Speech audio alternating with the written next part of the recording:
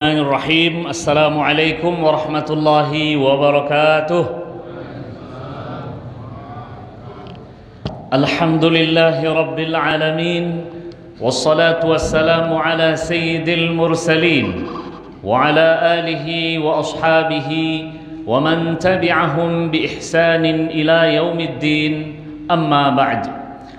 قال الله تعالى في كتابه الكريم: أعوذ بالله من الشيطان الرجيم. بسم الله الرحمن الرحيم.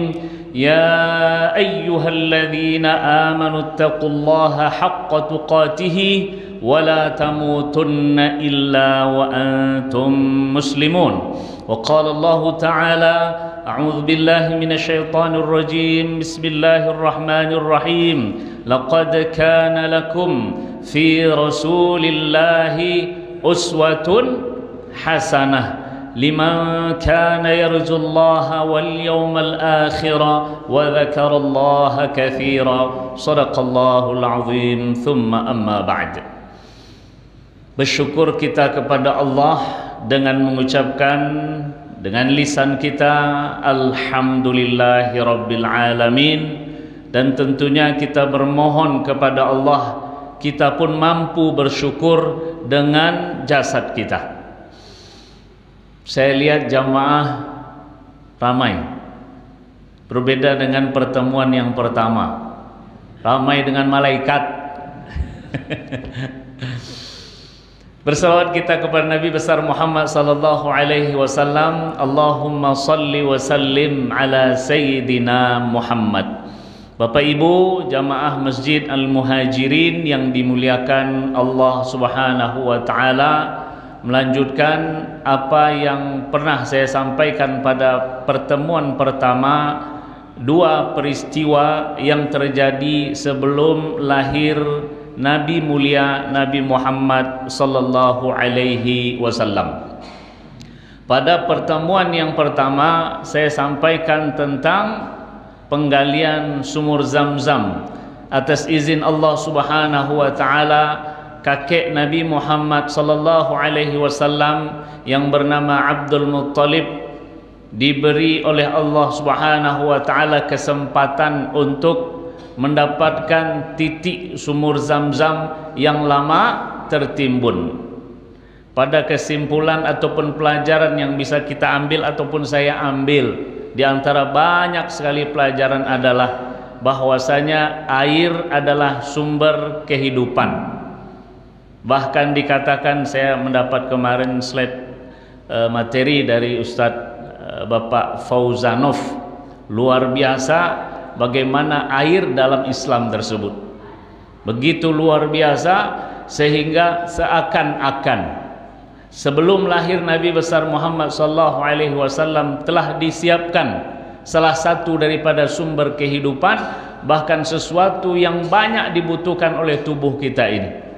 Namun air hanya menghidupkan tubuh yang insya Allah Nabi Muhammad sallallahu alaihi wasallam akan menghidupkan kita di dunia dan di akhirat.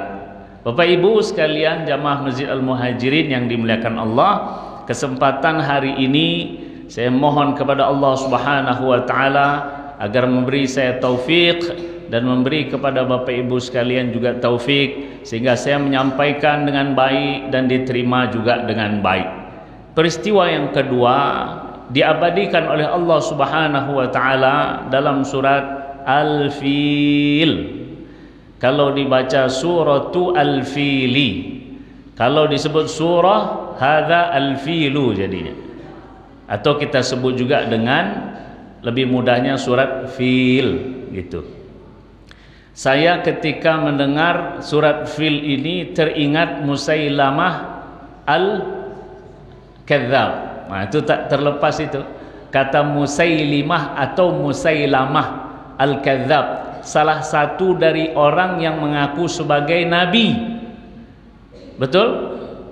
Ada juga Al-Aswad Al-Anasi, dia juga mengaku sebagai nabi di masa-masa Abu Bakar radhiyallahu anhu.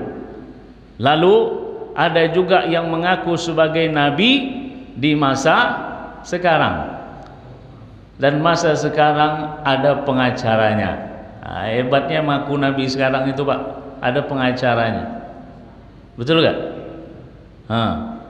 Piti maswa. Surat Al-Fil, Musailamah Al-Kadzab pernah berkata seperti ini. Al-filu wa ma adraka mal fil anfuhu tawil atau khurtumuhu tawil. Gajah, apa yang engkau ketahui tentang gajah? Hidungnya panjang. Siapa yang tak tahu dengan gajah? Masa seperti itu ayat yang diturunkan Allah kepada seorang yang mengaku sebagai Nabi. Kalaulah kita ketahui di dalam bahasa Arab, wa ma adraka, itu hanya digunakan untuk sesuatu yang kita tidak tahu, dan hanya Allah Subhanahu wa taala yang tahu. Al-qari'atu mal qari'ah. Wa ma adraka mal qari'. Wa ma adraka, hanya untuk sesuatu yang Allah yang Maha tahu. Tapi kalau seumpamanya gajah, tak tepat menggunakan wa ma adraka. Apa yang engkau ketahui tentang gajah? Hidungnya panjang, belalainya. Taulah kami, mana ada yang hidungnya pesek kecuali kita-kita ini orang Indonesia. Bapak Ibu sekalian yang dimuliakan Allah Subhanahu wa taala, peristiwa yang kedua diabadikan oleh Allah Subhanahu wa taala dalam surat Al-Fil. Saya bacakan ayatnya, kalau bisa Bapak Ibu mengikuti dengan lirih saja atau menggoyangkan lidahnya agar kita mendapatkan pahala dari setiap huruf yang kita baca. A'udzu billahi minasyaitonir rajim. Bismillahirrahmanirrahim. Alam tara kaifa fa'ala rabbuka bi ashabil fil alam yaj'al kaidahum fi tadlil wa arsala 'alaihim tayran ababil tarmihim bihijaratin min sijil faj'alahum ka'asfim ma'kul. Lihat pada ayat yang pertama. Alam tara, tidakkah kamu melihat? Kaifa, bagaimana? Fa'ala rabbuka, Tuhan kamu memperlakukan bi ashabil fil, terhadap pasukan gajah. Garis besar ini, terhadap pasukan gajah, bukan pada gajah. Kenapa ini saya sampaikan? Insya Allah dalam keterangan peristiwa nanti akan kita temukan kenapa Allah tidak menyebutkan, ataupun kenapa tidak pada gajah namun pada pasukan gajah. Bapak Ibu sekalian yang dimuliakan Allah Subhanahu wa taala, didasari oleh iri, didasari oleh kesombongan, dan didasari oleh ketidaksukaan seorang raja, ditambah satu lagi, didasari oleh ingin dipuji. Ini semua motivasi untuk siapa? Raja yang kita kenal dengan nama Abrahah bin Al-Ashram. Raja dia, raja. Tapi rajanya bagaimana? Kita lihat nanti. Ternyata bukan orang lemah, tapi dia raja. Itu motivasinya ataupun dasarnya iri, tidak suka, ingin memperlihatkan kepada orang lain. Iri melihat orang-orang Arab tawaf di Ka'bah. Nggak suka dia. Yang kedua itu tidak suka. Tidak suka melihat orang-orang datang ke Makkah lalu kemudian tawaf mengelilingi Ka'bah. Dia tidak suka. Yang kedua, dia ingin memperlihatkan kepada raja, raja yang disebut dengan Raja An-Najasyi. Jadi Raja An-Najasyi ini bukan hanya di masa Rasulullah hidup saja, ada raja juga namanya Raja Najasyi. Jadi keturunannya itu juga disebut dengan Najasyi. Sebagaimana Fir'aun. Fir'aun itu ada satu, ada dua, ada tiga, ada empat, ada lima. Namanya Fir'aun semua. Fir'aun itu artinya king, raja, malik bahasa mereka. Abrahah bin Al-Ashram ingin memperlihatkan kepada Raja Najasyi yang sentral kerajaannya atau pusat kerajaannya ada di Habasyah, Ethiopia. Sementara kekuasaan mereka itu sampai ke Yaman. Sampai ke Yaman. Abraha bin al-Ashram menjadi pimpinan ataupun raja di Yaman. Dia ingin memperlihatkan kepada raja bahwasanya dia hebat. Maka Bapak Ibu sekalian yang dimuliakan Allah Subhanahu wa taala, dia pun ingin menghancurkan Ka'bah agar orang-orang yang tawaf di Ka'bah tidak lagi tawaf di Ka'bah, namun tawaf di satu gereja besar yang dibangun oleh Raja Abraha bin al-Ashram.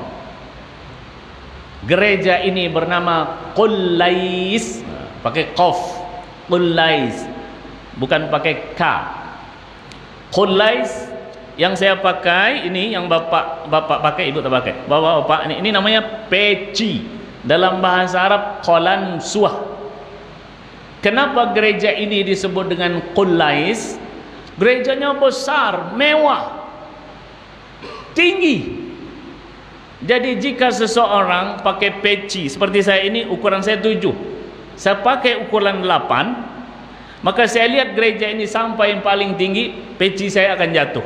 Itu istilahnya Qullais itu, karena gerejanya tinggi dan mewah, bermarmer, indah sekali lah. Maka itu keinginannya. Tidak menginginkan orang-orang tawaf di Ka'bah. Ada orang-orang Arab, luar Arab, keliling tawaf Ka'bah. Mereka ataupun Raja Abraha ini ingin mereka pindah untuk datang ke gereja yang dibangun oleh Raja Abraha. Bapak Ibu sekalian yang dimuliakan Allah, didengar oleh orang-orang Arab, maka ada yang datang ke gereja ini. Masuk dia ke dalam, mohon maaf, kotoran dia ditempelkan di tembok salah satu ruang di dalam gereja tersebut. Nah, bertambah marahlah Raja Abraha. Kemarahannya ini yang semula ingin menghancurkan Ka'bah, bertambahlah ingin lebih menghancurkan Ka'bah lagi. Kesal dia. Maka Bapak Ibu yang dimuliakan Allah Subhanahu wa taala, Raja Abraha pun mempersiapkan pasukannya. Dan di antara pasukan-pasukan tersebut ataupun tunggangan yang digunakan adalah gajah. Nah, itu Bapak Ibu ya, maka disebut dengan pasukan gajah. Rajanya Abraha bin al-Ashram kita ketahui semua. Maka mereka di bawah kepemimpinan Raja Abraha mempersiapkan diri, mempersiapkan peralatan, mempersiapkan tunggangan, dan di antara tunggangan itu adalah gajah. Mereka berjalan. Subhanallah, saya melihat dalam kitab sirah yang dikarang oleh Ali As-Sallabi, Muhammad Ali As-Sallabi, kumpulan dari buku-buku sirah, bahwasanya Raja Abraha membawa pasukannya, dia akan melewati beberapa tempat sebelum sampai nanti ke Makkah Al-Mukarramah, sebelum sampai di Ka'bah. Namun apakah sampai di Ka'bah? Sepertinya tidak, nanti kita lihat. Jadi berjalanlah Raja Abraha dengan pasukannya, dan keinginan dia ini diketahui oleh orang-orang yang berada dalam perjalanan yang dilakukan oleh Raja Abraha. Raja Abraha akan melewat satu tempat namanya Himyar, yang kedua Khath'am, yang ketiga Taif, baru kemudian nanti akan masuk ke Ka'bah. Himyar masih berada di Yaman, Khath'am masih ada di Yaman, Taif sudah masuk Jazirah Arab, sudah dekat itu 150 km dari kota Mekah. Maka Raja Abraha melakukan perjalanan dengan pasukannya, kemudian menunggangi gajah, sampailah di Himyar. Di situ ada seorang sultan bernama Dzunafar. Sultan ini punya pasukan. Keinginan Abraha ini adalah buruk, ingin menghancurkan Ka'bah. Maka sultan ataupun raja di daerah tersebut tidak menginginkan apa yang dilakukan oleh Raja Abraha. Maka dia pun menggalang pasukan, mengajak orang-orang untuk menghalau dan menghadang Raja Abraha.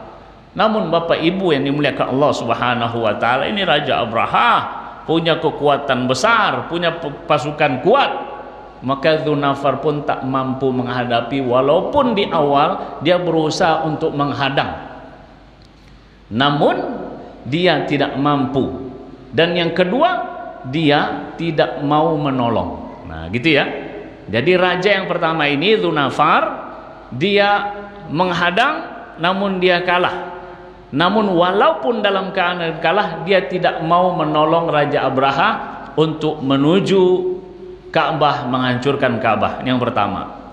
Yang kedua, Bapak Ibu sekalian yang dimuliakan Allah Subhanahu wa taala, Raja Abraha terus berjalan sampai satu tempat namanya Khath'am. Raja ataupun sultan atau pimpinannya saat itu bernama Nufail bin Habib al-Khath'ami. Karena daerahnya Khath'am, maka dinisbahkan nama orang, ya, nama orangnya dengan nama daerah, ya. Nufail bin Habib al-Khath'ami.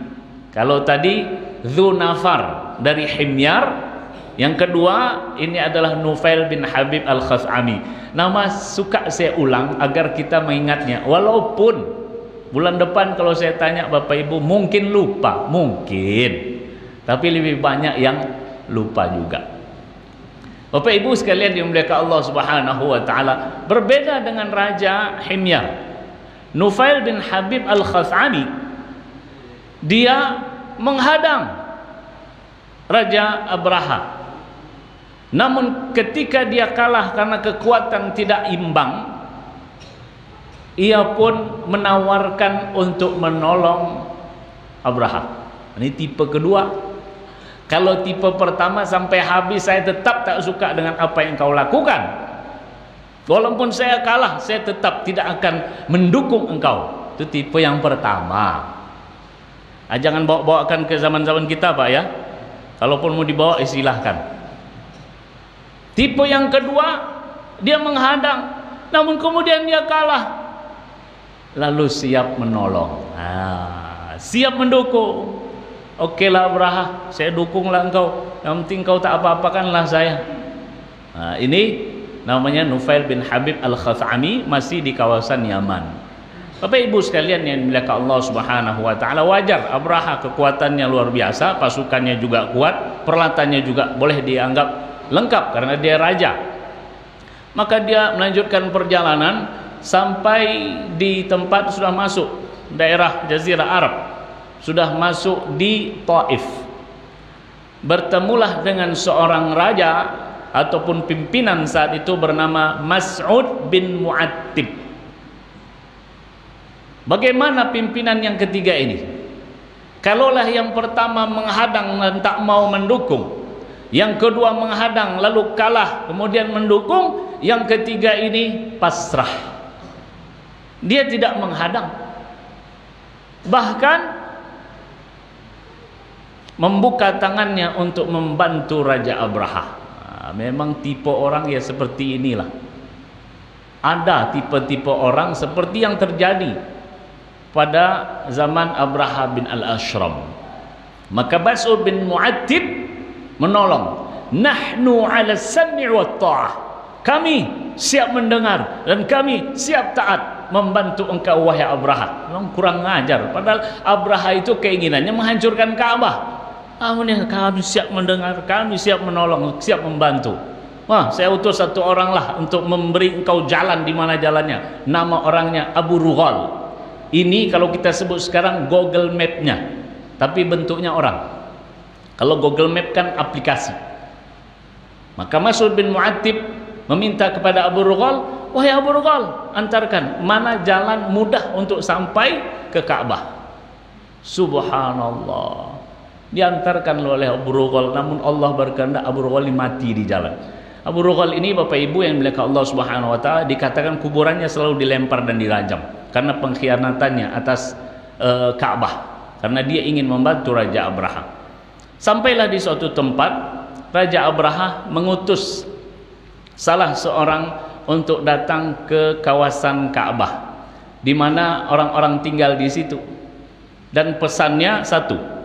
Ada dua orang yang diutus. Yang pertama diutus untuk menjarah harta dan ternak orang-orang Quraisy ataupun orang-orang yang tinggal di sekitar Ka'bah. Al-Aswad bin Maqsud namanya. Pergi engkau Maka pergilah dia dengan beberapa pasukannya, dijarahlah beberapa ternak dan juga ada harta yang dijarah.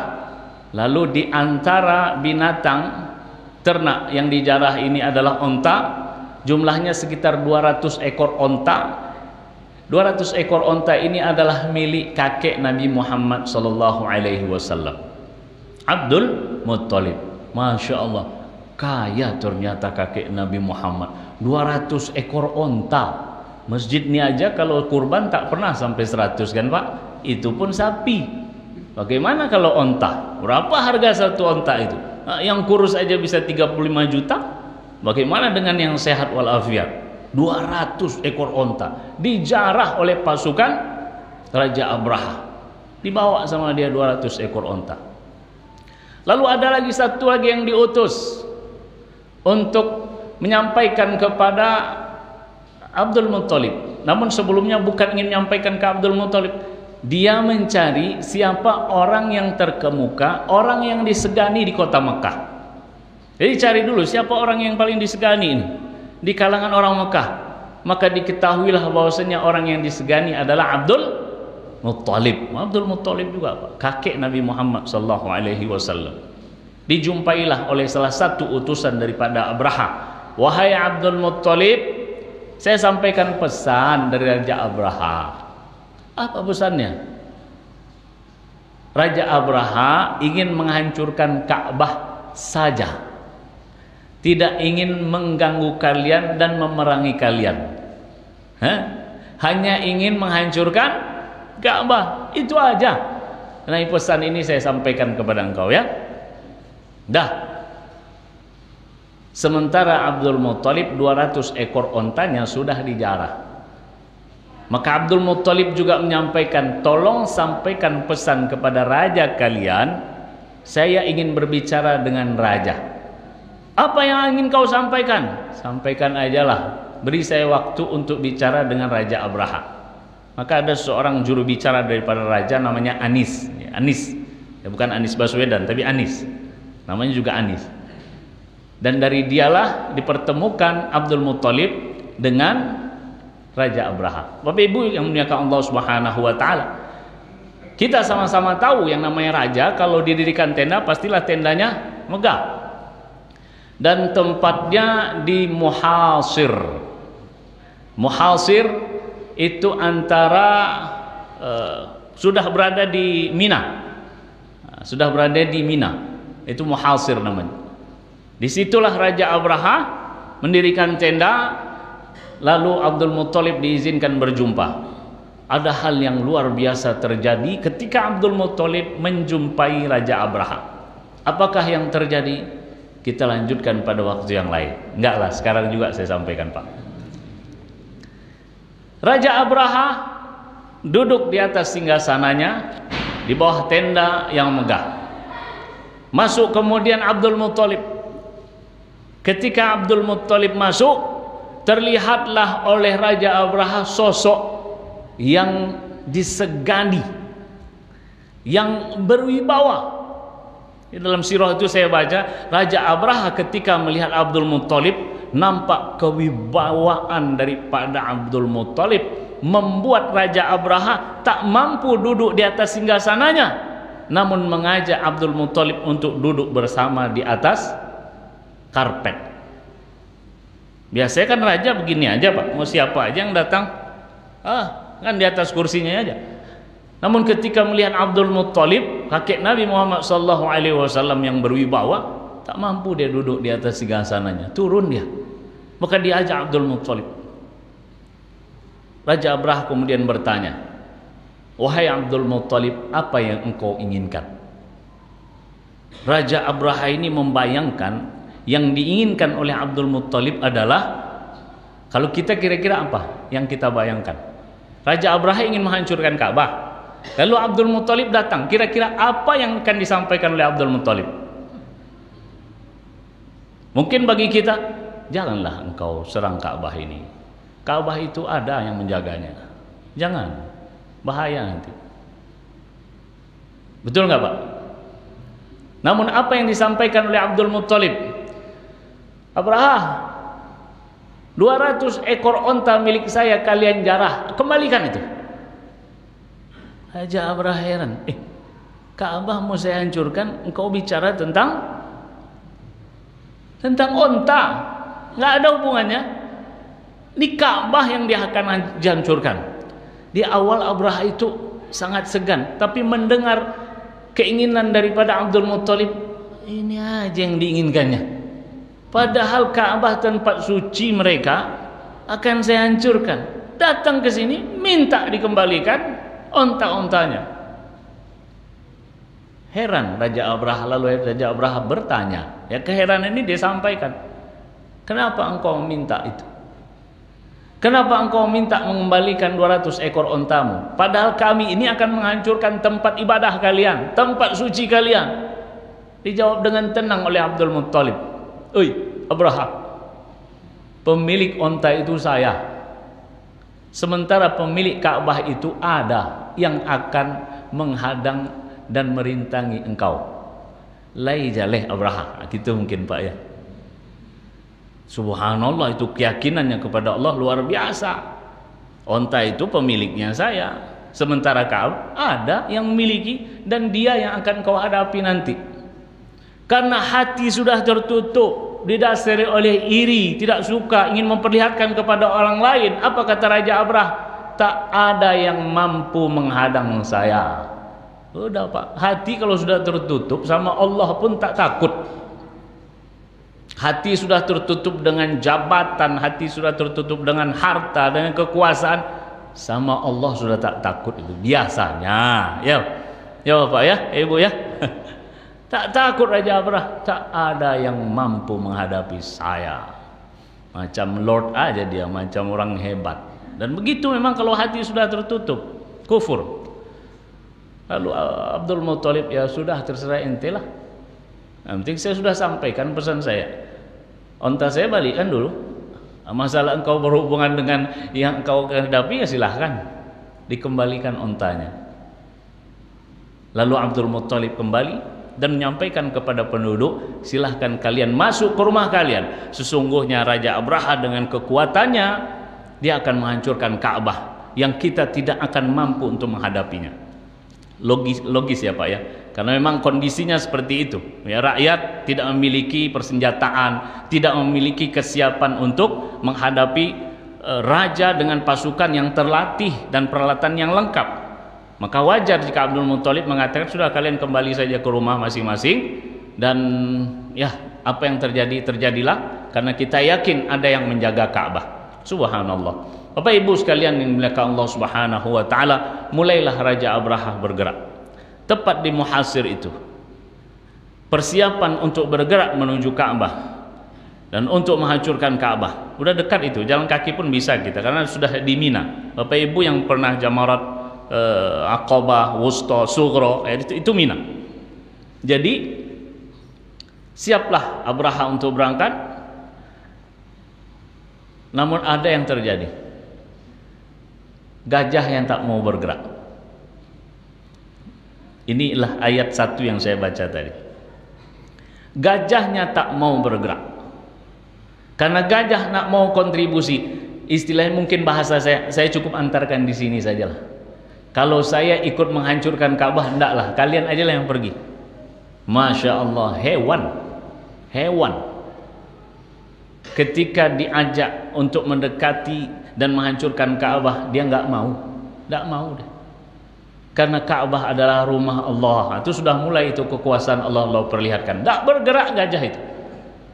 Namun ketika gajah ini dihadapkan ke Yaman, gajah ini lari pontang-panting, lari. Mungkin kalau bisa bicara dia akan mengatakan, hore, selamat aku, mungkin begitu. Luar biasa yang terjadi. Nah, makanya ada di nanti kalau kita terus dalam perjalanan sirah itu, saat Rasulullah SAW dan para sahabat ke Hudaybiyah, ada perjanjian Hudaybiyah, ada saat di mana onta Rasulullah SAW berhenti, tempat berhenti. Ketika itu para sahabat, kenapa onta engkau ini berhenti ya Rasulullah? Sesungguhnya yang memberhentikan dia juga yang memberhentikan gajah ketika Raja Abraha ingin menyerang Ka'bah. Ya Allah Subhanahu wa taala yang membuat gajah ini tak bergerak ketika diajak untuk menghancurkan Ka'bah. Subhanallah. Begitu makhluk Allah, Bapak Ibu yang dimuliakan Allah Subhanahu wa taala. Gajah nggak mau. Jadi kalau saya lihat makhluk Allah yang bermaksiat dan taat itu manusia. Manusia ada yang taat kepada Allah. Manusia ada yang asi, berbuat maksiat kepada Allah. Namun makhluk yang lain taat kepada Allah. Untuk siapa? Untuk orang-orang yang taat kepada Allah. Gajah dia nggak mau, taat dia kepada Allah karena ini ada rumah Allah Subhanahu wa taala. Laut, ketika Nabi Musa alaihissalam dikejar oleh Fir'aun dan pasukan lengkapnya, Nabi Musa dan pengikut maju tenggelam, mundur, habis diserang oleh Fir'aun. Namun ada Allah Subhanahu wa taala. Saat manusia sudah memaksimalkan usahanya, yakinlah kekurangan Allah yang menyempurnakan. Dan itu terjadi pada Nabi Musa. Allah sampaikan idrib bi'asakal bahra. Pukulkan laut dengan tongkatmu. Laut terbelah. Laut terbelah atas izin Allah. Ini dia makhluk. Api, ketika Nabi siapa yang dilempar? Ibrahim alaihissalam. Ulquhu fil jahim. Sebelumnya Allah Subhanahu wa taala menyampaikan ubnu lahu bunyan fa'alquhu fil jahim. Ubnu lahu bunyan, bangun bangunan yang besar, bukan bangunan hotel, bukan apartemen, api, kobaran api, bangun. Fa'alquhu fil jahim, lemparkan dia ke dalam kobaran api yang begitu menyala-nyala. Masuk Ibrahim ke dalam api tersebut. Allah sebutkan kepada api, kuni bardan wa salaman ala Ibrahim. Jadilah engkau bardan, dingin, wasalaman, keselamatan untuk Ibrahim. Taat enggak apinya, Pak? Taat. Laut taat, gajah juga taat. Masya Allah. Maka apa yang ada di sekeliling kita itu adalah makhluk Allah Subhanahu wa taala. Maka jangan heran jika Bapak Ibu pernah tahu terjadi tsunami, orang-orang lari ke dalam masjid, atas izin Allah mereka pun selamat. Padahal rumah di sekeliling masjid itu sudah hancur kena badai, kena tsunami. Namun masjid makhluk Allah, tiang-tiang ini makhluk Allah yang akan menjaga seseorang yang taat kepada Allah. Nah, orang-orang yang melarikan diri masuk ke masjid, saya yakin 100% saya yakin mereka ini bukanlah orang yang baru lari ke masjid, namun mereka ini adalah orang yang sudah membiasakan langkahnya ke masjid. Maka dia tahu ini adalah rumah Allah, atas izin Allah mereka dijaga. Bapak Ibu sekalian yang dimuliakan Allah Subhanahu wa taala, gajah adalah makhluk Allah, dia pun tidak mau berbuat maksiat. Namun manusia, itulah Raja Abraha dan pasukannya kekeh untuk menghancurkan Ka'bah. Dia pun pergi. Namun Allah berkehendak. Tidak besar hewan yang diutus oleh Allah. Betul gak, Pak? Hah? Alam tara kaifa fa'ala rabbuka bi ashabil fil. Nah, di sini sudah kita lihat bahwasanya Allah memperlihatkan kekuasaannya bukan pada, maksud saya kekuasaan siksaan Allah bukan kepada gajah, namun kepada pasukannya. Alam tara kaifa fa'ala rabbuka bi ashabil fil. Alam yaj'al kaidahum fi tadlil wa arsala 'alaihim tayran. Allah mengutus burung. Mungkin kalau kita berdiri di luar kemudian melihat burung terbang, itu satu keindahan. Betul nggak, Pak? Ya, melihat burung terbang, ada yang warna hitam, ada warna ini. Itu satu keindahan. Kenapa Allah tak kirim harimau singa? Bisa nggak Allah mengirim harimau singa? Dihabiskan semua itu Raja Abraha. Datang harimau singa. Selesai. Namun Allah tidak mau menghadapkan kepada seseorang yang sombong dengan sesuatu yang besar. Cukup yang kecil yang mereka anggap remeh. Raja Namrud matinya gimana Raja Namrud? Binatang kecil masuk, lalat masuk ke hidungnya, dimakan isi kepalanya. Lalat membunuh raja. Kan aneh Pak. Lalat membunuh raja, singa membunuh raja. Biar singa, ya kan? Begitu juga Abu Jahal dan pembesar Quraisy ketika mengejar Nabi Muhammad SAW. Nabi Muhammad masuk gua. Mereka menghadapi siapa? Sarang burung. Mereka menghadapi apa? Rumah paling lemah di atas muka bumi ini. Rumah, inna auhanal buyuti la baitul ankabut, kata Allah. Selemah-lemah rumah itu rumah apa-apa. Buatnya lama itu Pak. Kita hancurkan mudahnya. Allah tidak menghadapkan kepada orang-orang yang sombong sesuatu yang mereka anggap besar, tapi Allah menghadapkan kepada orang-orang yang sombong yang mereka anggap remeh. Dan itulah yang terjadi pada Raja Abraha yang sombong, congkak, ingin memperlihatkan kepada raja, saya hebat. Ingin memperlihatkan kepada orang-orang Arab, kalian tak usah lagi di Ka'bah tawafnya, pergi ke gereja. Oh, Allah turunkan aja itu burung. Namun burung tidak terbang biasa saja. Burung membawa ababil, ya, tayran ababil termihim bihijaratim min sijil, membawa batu dari neraka.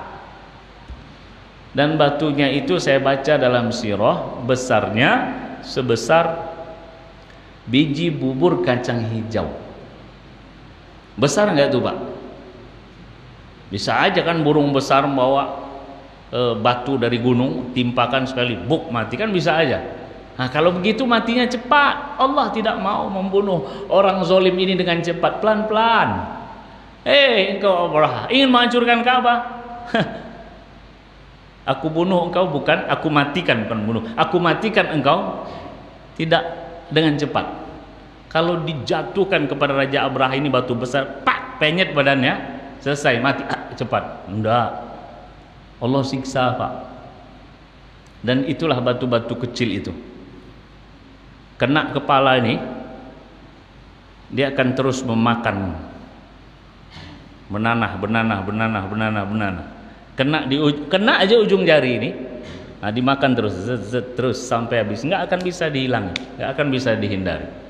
Makanya Allah sebut dalam Al-Quran, ka'asfin ma'kul, seperti daun yang dimakan oleh ulat. Bapak Ibu pernah perhatikan daun dimakan oleh ulat?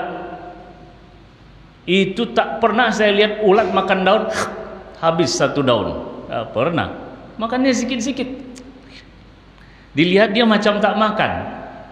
1 jam kemudian kita lihat sudah habis, karena makannya sedikit-sedikit.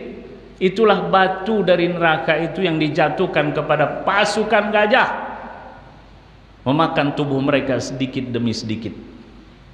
Raja Abraha bagaimana? Raja Abraha tidak mati di situ.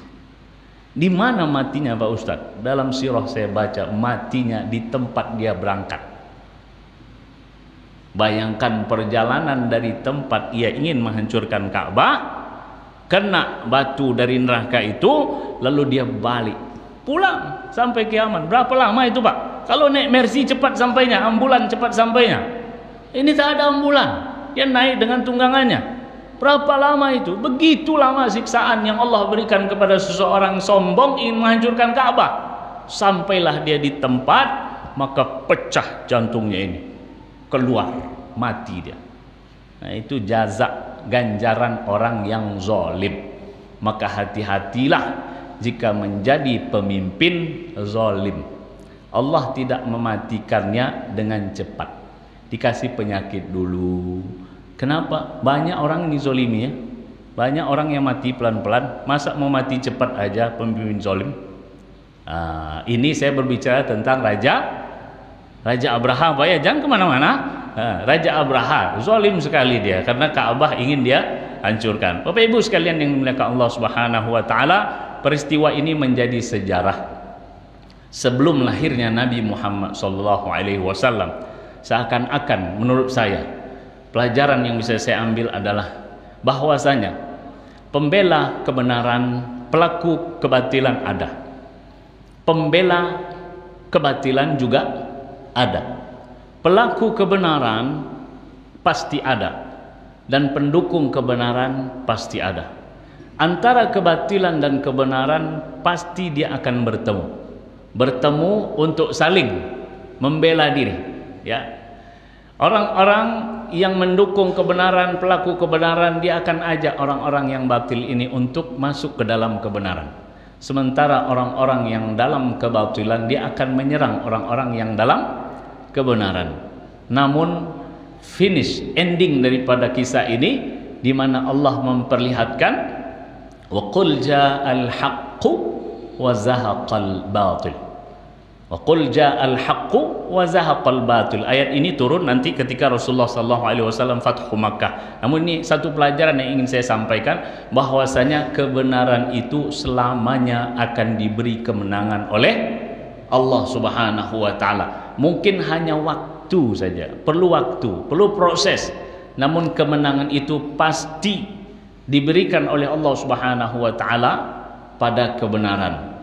Jadi peristiwa ini menurut saya, dan pelajaran yang bisa saya ambil adalah akan lahir sosok nanti yang dia adalah sosok Muhammad sallallahu alaihi wasallam yang membawa kedamaian, yang membawa kebenaran, dan akan menghadapi cobaan dan rintangan. Namun Allah nanti akan memberikan kemenangan karena Nabi Muhammad SAW utusan Allah, yang dibawanya adalah sesuatu yang benar. Itu yang pertama. Yang kedua, Bapak Ibu yang muliakan Allah Subhanahu wa taala, pertikaian antara hak dan batil itu akan ada sampai hari kiamat. Betul, Pak? Ya, pertikaian antara hak dan batil akan terus ada sampai nanti kiamat. Hanya kita menginginkan semoga Allah Subhanahu wa taala selalu memposisikan kita pada kebenaran. Kita dukung kebenaran, kita menjadi pelaku kebenaran. Jika ada kebatilan, minimal kalau kita tidak mampu dan tidak ada kekuatan dalam hati kita, ada ketidaksukaan dengan kebatilan, itu minimal. Disebut dengan selemah-lemahnya iman. Man ra'a minkum munkaran falyughayyirhu biyadihi fa illam yastati' fa bilisanihi fa illam yastati' fa biqalbihi, dengan hatinya mengingkari kebatilan, mengingkari kemungkaran. Minimal hati kita ini. Kalau tidak dengan kekuasaan, tidak dengan tangan kita atau kekuasaan, atau tidak dengan lisan kita karena tidak mampu untuk menyampaikan, ya cukup dari hati ini, bahwasanya yang mereka lakukan itu seumpama salah, hati kita ini mengingkari kesalahan tersebut. Bapak Ibu sekalian yang dimuliakan Allah Subhanahu wa taala, itu peristiwa kedua sebelum lahir Nabi Muhammad ibnu Abdullah ibnu Abdul Muttalib ibnu Hashim ibnu Abdi Manaf ibnu Qusay ibnu Kilab ibnu Murrah ibnu Ka'ab dan seterusnya sampai dengan Adnan. Terima kasih atas segala perhatian. Semoga kita termasuk golongan orang-orang yang selalu berada dalam kebenaran dan membela kebenaran. Amin ya rabbal alamin. Kepada Bapak Ibu sekalian saya mohon maaf, dan kepada Allah kita semua minta ampun. Semoga Allah menjadikan kita melakukan lebih baik daripada apa yang kita dengar.